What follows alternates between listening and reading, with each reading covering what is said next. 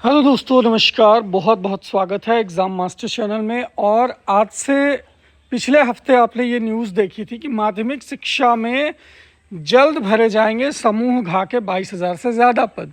ये समूह घा यानी ग्रुप डी की वैकेंसी थी, इसमें चपरासी परिचारक की वैकेंसी थी। इसको आउटसोर्सिंग से भरने की बात की जा रही थी, लेकिन आज के न्यूज़पेपर में आप देखेंगे कि एक नई खबर है। बेसिक एडेड स्कूलों में आउटसोर्सिंग के ज़रिए भर्ती होंगे तृतीय और चतुर्थ श्रेणी के कर्मचारी। मैं आपको बता दूं कि अब तृतीय श्रेणी के कर्मचारी भी आउटसोर्सिंग से भर्ती होंगे, वो भी बेसिक एडेड स्कूल।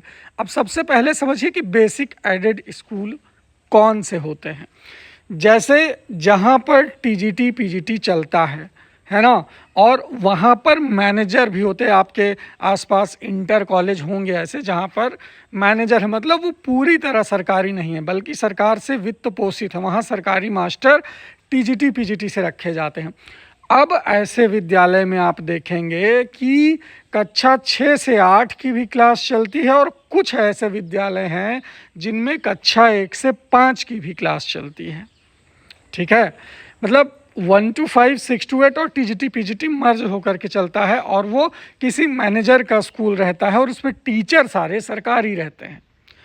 अब ये एडेड स्कूलों में जो भर्ती आई थी एक 6 to 8 की, अभी 2 साल पहले आई थी वैकेंसी।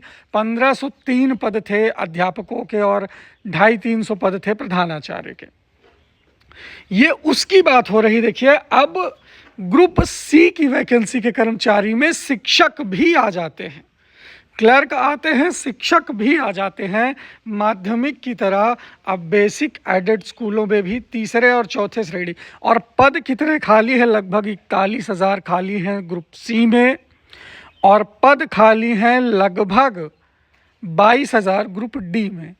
अब इस बात को ज़रा आप समझिए कि बेसिक शिक्षा विभाग 3,049 एडेड प्राइमरी और जूनियर हाई स्कूल हैं बेसिक शिक्षा विभाग में। एडेड मतलब 3,049 कॉलेज है पूरे यूपी में।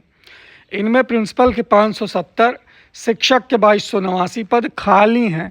मतलब वो 1,503 छोड़ दें अगर, तो ये 2,289 पद खाली हैं। तीसरे और चतुर्थ श्रेणी के भी लगभग 1,000 पद खाली हैं।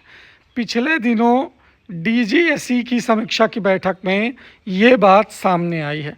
अच्छा, पहली बात तो आप छात्रों से मैं ये कह दूं कि आप लोग अपनी ताकत को इकट्ठा करो और ये जो आउटसोर्सिंग से भर्ती हो रही है इसका विरोध करो।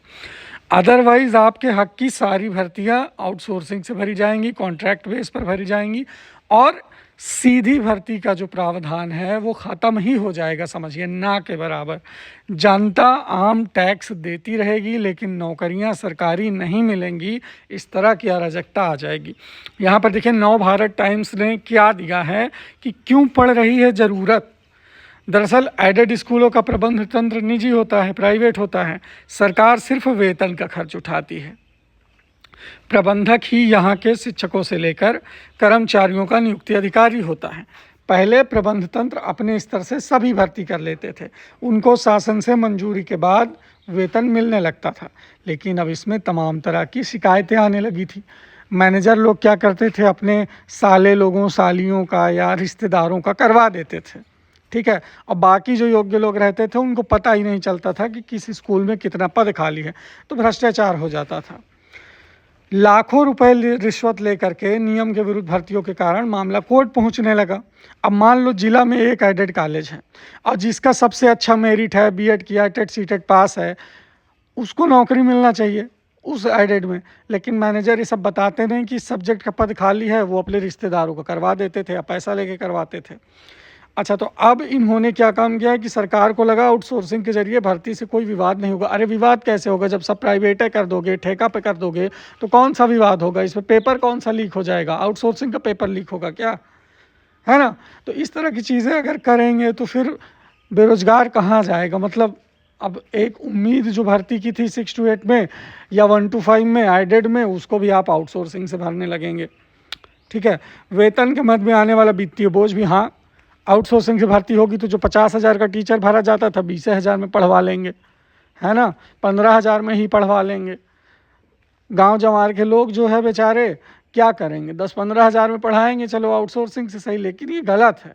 अगर किसी के पास डिग्री है, किसी ने अपना समय दिया है, बीएड किया है, टेट सीटेट दे रहा है, पास कर रहे हैं, तो सीधी भर्ती होनी चाहिए, सरकारी भर्ती होनी चाहिए। वो पैरा टीचर का कॉन्सेप्ट पहले ख़त्म हो चुका है। ऐसे में शिक्षकों की नियमित भर्ती आयोग से ही करनी होगी। तो यहाँ पर शिक्षा सेवा चयन आयोग के लिए भी नियमित भर्ती की बात की जा रही है। अब बात सीधी भर्ती पे नहीं हो रही, बात हो रही है कॉन्ट्रैक्ट बेस्ड भर्ती पे, या कह लीजिए आउटसोर्सिंग भर्ती पे। ये सब वही चीज़ है, ठीक है। आउटसोर्सिंग टेंडर निकाल दिए, बाहर से शिक्षक आ जाएंगे, तो एजेंसियाँ बनेंगी। इससे शिक्षकों का या छात्रों को कोई फ़ायदा थोड़े है। ये तो सरकार का फ़ायदा है कि वेतन कब देना पड़ेगा, और मैनेजमेंट का फ़ायदा है कि कोई विवाद नहीं होगा। तो आखिरकार ऐसे कब तक चलेगा? ये खबर को ज़्यादा से ज़्यादा शेयर करिए और लोगों को जागरूक करिए कि अपने हक़ के लिए आउटसोर्सिंग का विरोध करें। अदरवाइज़ वैकेंसियाँ ख़त्म हो जाएंगी और कोई कोचिंग वाला सामने नहीं आएगा आपका साथ देने के लिए, अगर आप सब एकजुट नहीं हुए तो।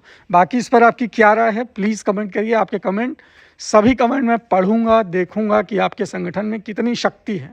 Thank you so much. फिर जैसा रणनीति होगी आगे काम करेंगे।